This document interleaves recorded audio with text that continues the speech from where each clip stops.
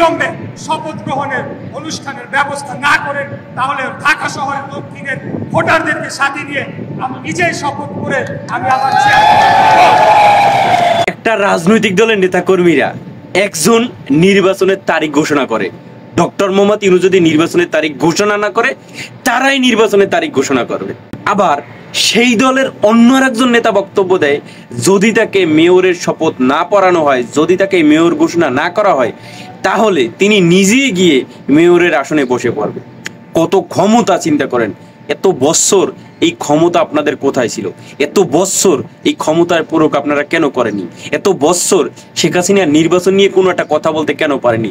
শেখ হাসিনাকে কেন বলতে পারেননি আমাদেরকে নির্বাচনে নিতেই হবে, তোমার ক্ষমতা থেকে নেমেই নির্বাচন দিতে হবে? এইরকম একটা বক্তব্য দিতেন যে এই দেশে আমাদের ছাড়া নির্বাচন করতে পারবা না। এবং শেখ হাসিনা নির্বাচন করতে পারতো না যদি আপনারা হুঙ্কার দিতেন।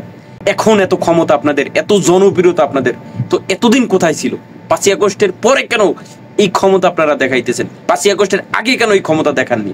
5ই আগস্টের আগে বলতেন যে যদি আমাকে মেয়র ঘোষণা না করা হয় তাহলে আমি নিজেই গিয়ে মেয়রের আসনে বসে পড়বো, সেইটা তো পালে না, এখন বলতেছেন।